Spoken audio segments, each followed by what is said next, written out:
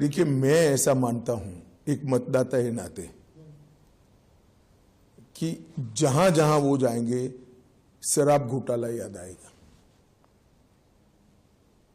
अब फायदा होगा या नुकसान आप तय करें। हाँ, प्रचार में जहां जहां जाएंगे शराब घोटाला ही लोगों को दिखाई देगा। कई लोगों को तो बड़ी बोतल दिखाई पड़ेगी।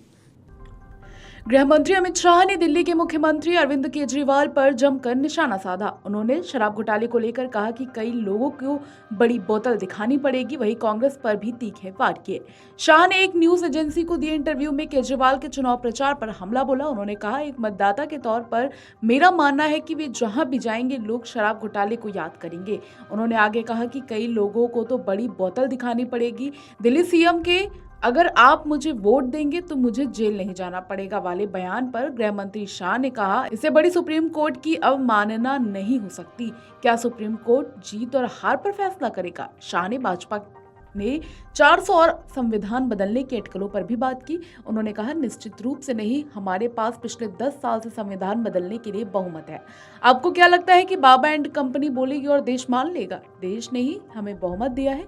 देश की जनता जानती है कि पीएम मोदी के पास पिछले 10 सालों से संविधान बदलने के लिए पर्याप्त बहुमत है। हमने ऐसा कभी नहीं किया, लेकिन हाँ, हम 400 सीट इसलिए चाहते हैं क्योंकि हम देश की राजनीति में स्थिरता लाना चाहते हैं, क्योंकि हम देश की सीमाओं को सुरक्षित रखना चाहते हैं, बचे हुए गरीबों को लाभ पहुंचाना है।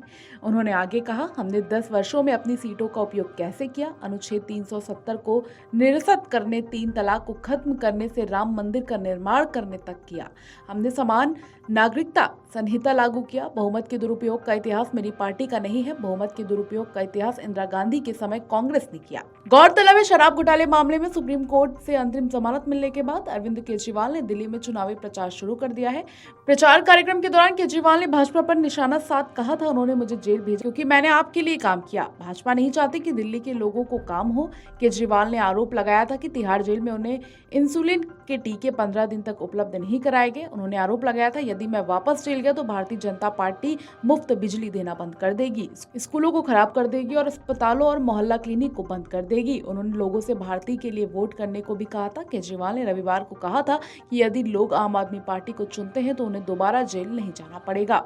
बता दें, अमित शाह से पूछा गया कि अगर भाजपा 4 जून को 272 के आंकड़े तक नहीं पहुंच सकी तो क्या होगा। इस पर अमित शाह ने कहा, मुझे ऐसी कोई संभावना नहीं दिखती।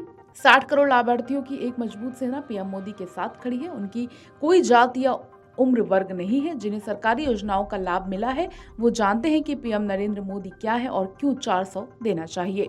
Video desk amarujalaa.com। अगर आप ये वीडियो YouTube पर देख रहे हैं तो हमारे चैनल को सब्सक्राइब करें और बेल आइकन को दबाना ना भूलें। अगर आप Facebook पर ये वीडियो देख रहे हैं तो हमारे पेज को लाइक करें।